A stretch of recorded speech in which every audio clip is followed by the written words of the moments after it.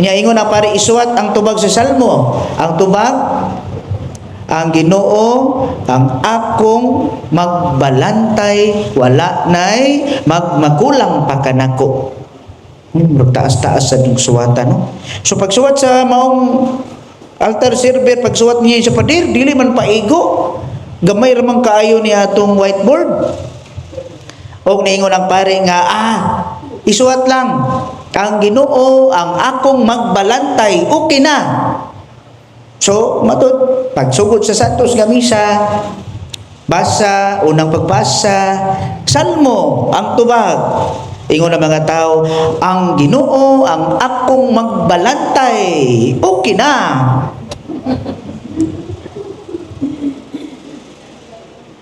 Maura yun to, wanay laing sumpay.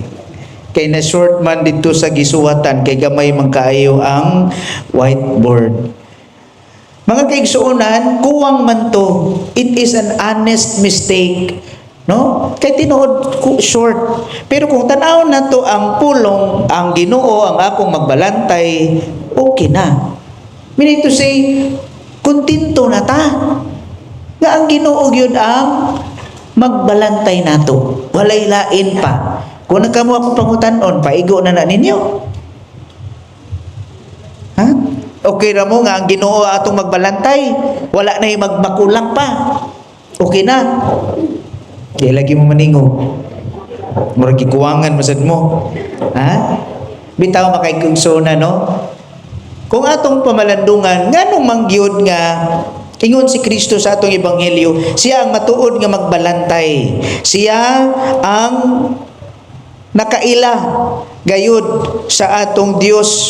No, siya ang Dios amahan gipadala niya ang Dios sa anak haron mahimong magbalantay natong tanan mga karnero niya. Ikatupat naman ta nga Domingos pagkabanhaw, daghan man kaayo tag na dungog nga mga ebanghelyo nga si Kristo nagpakita. Di ba?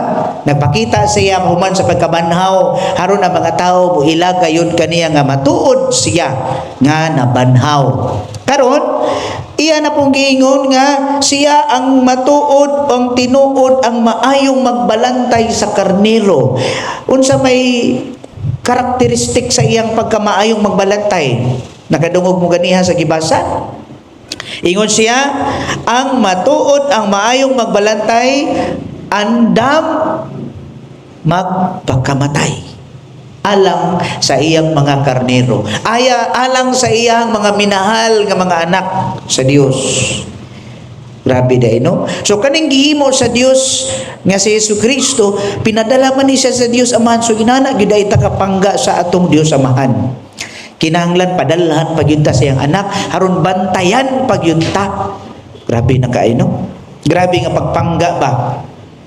Unya, maingon mataasa man ang Dios karon pader. Nagkapangutan naman ta usahay, no? Wala naman si Kristo. Pero naaman ang manlalaban na to ang ato ang Dios Espiritu Santo. Maoy nag-uban kanunay. I hope it is not a question for all of us. Kay klaro naman na kaayo. Ang ato ang pangutan-on na lang, ang atong dakong pagsalig o pagtuo kaniya. Paigo na. Kung ano question? Ingon si Saint Teresa de Avila, iyang common kaayo nga panultihon, solo Dios basta. Pasabot? God alone suffices.